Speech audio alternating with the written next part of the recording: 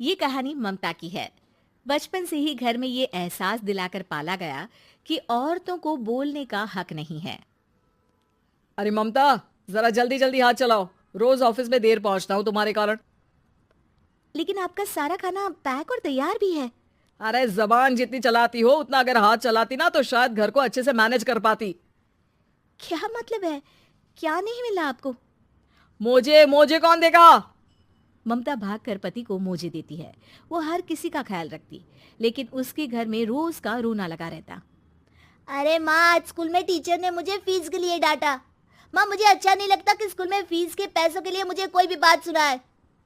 अरे पर बेटा, ये तो पापा करते हैं ना, सारा ऑनलाइन।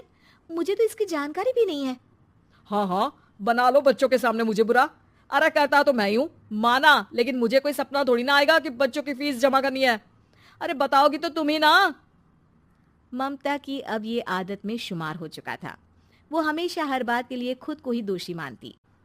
एक दिन वो पड़ोस की दोस्त से कहती है, समझ नहीं आता यार, मैं इतनी डम कैसे हो सकती हूँ। बात तो सही भी है ना। अब पति बेचारा नौकरी करे, पैसे कमाए, या फिर ये देखे कि बच्चों की फीस का वक्त है। क्या करूँ यार। पता नहीं, मेरे पति तो सारा काम खुद ही करते हैं। वो तो कहते हैं कि तुम थक जाती होगी, सारा दिन घर बाहर बच्चे तो। अच्छा, ऐसे भी पति होते हैं क्या? अरे क्या बात कर रही है? भाई साहब कभी तुझे किसी बात के लिए सुनाते नहीं? किसने कहा नहीं सुनाते? अरे ये पति चीज ही ऐसी होती है कि बिना पत्नी को सुनाए उन्हें चैन की नींद कहाँ आती है। तो तू भी परेशान रहती होगी कि कैसे, क्या, कब भूल गई। अरे वो तो मुझे बस इस बात के लिए ताना देते हैं कि मैं वक्त पर खाना क्यों नहीं खाती या पार्लर जाकर अपनी साज सज्जा क्यों नहीं करवाती। पड़ोसन बोल ही रही होती है कि ममता के बेटे की आवाज आती है। अरे माँ, क्या हो गया? लग नहीं रहा कि आज आप मुझे पानी भी देगी। अरे कब से खाने के लिए वेट कर रहा हूँ। अरे यार, मैं चलती हूँ। बेटा खाने के लिए वेट कर रहा है, मैंने उसे खाना भी नहीं दिया। अरे 12वीं में पहुंच चुका है तुम्हारा बेटा, उसे बोलो खुद पानी लिया करे। मैंने तो अपने बच्चों को काम करना सिखाया है। अरे यार, खुद की भी तो कोई लाइफ है। माना जब नहीं कर सकते थे तो किया, लेकिन अब इतने बड़े बच्चों की हर बात मानेंगे तो मुश्किल तो अपने को ही होगी। ममता को पड़ोसन की बात में दम तो लगता है, लेकिन करे क्या, आदत भी तो खुद ही ने डाली थी। ममता घर जाती है कि तभी बेटी आ जाती है। माँ, परसों मुझे एक शादी में जाना है। तेरी वो जो लाल वाली साड़ी है ना, उसे दे देना। मैं आज जाकर टेलर को दे दूंगी, वो उस साड़ी से सूट बना देगा।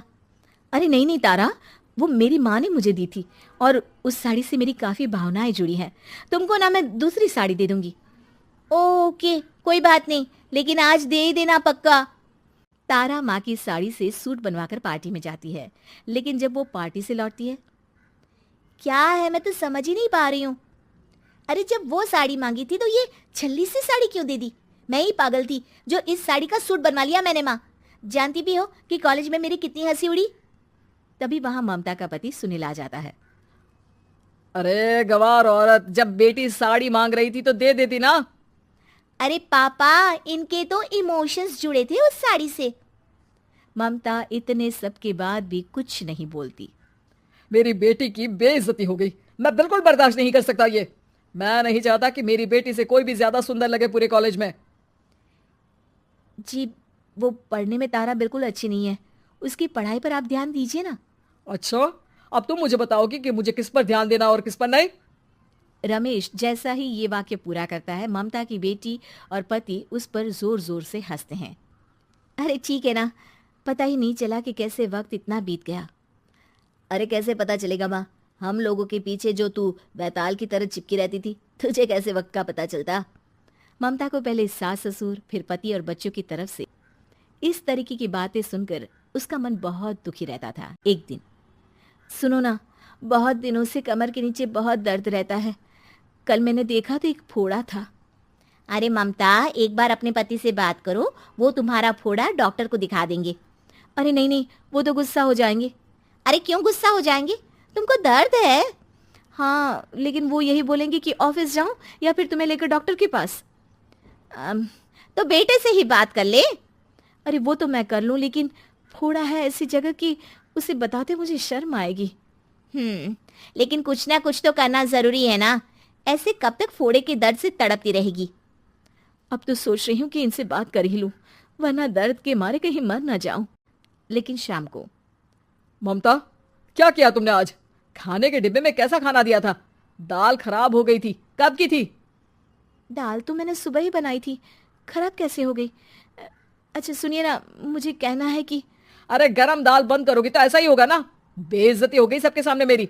ऑफिस वालों ने ऐसा मजाक उड़ाया कि क्या बोलूं।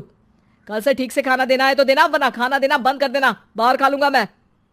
ममता जो पति से अपनी परेशानी बताने वाली थी, वो अब ये सोचने लगती है कि कल से पति को खाने में क्या दे। अगले दिन ममता थकी थकी सी हालत में, आप लोगों के लिए नाश्ता बना दिया है, खाना बनाने की हिम्मत नहीं है आज तो। रात भर सोकर थक गई है ना, इसीलिए तो खाना नहीं बना सकती। हिम्मत नहीं हो रही है, मैं बस सोने जा रही हूँ। बस मैडम को सोने का बोल दो, फिर देखो कैसे सोती रहती है। माँ फिर वही पराठा सब्जी। अरे हमारे साथ के दोस्त एक से बढ़कर एक नाश्ता खाना लेकर आते हैं, आप तो बस। सभी घर से निकल जाते हैं, लेकिन जब शाम को बेटा घर आता है तो घर में अंधेरा रहता है। बेटा लाइट चलाता है। क्या माँ, तुम्हारा भी जवाब नहीं है बिजली का बिल बचाने के लिए? वो बोल ही रहा होता है कि सामने माँ जमीन पर लेटी मिलती है। वो उसके पास जाता है। अरे माँ, क्या हो गया माँ? तभी वहां पड़ोसन आती है।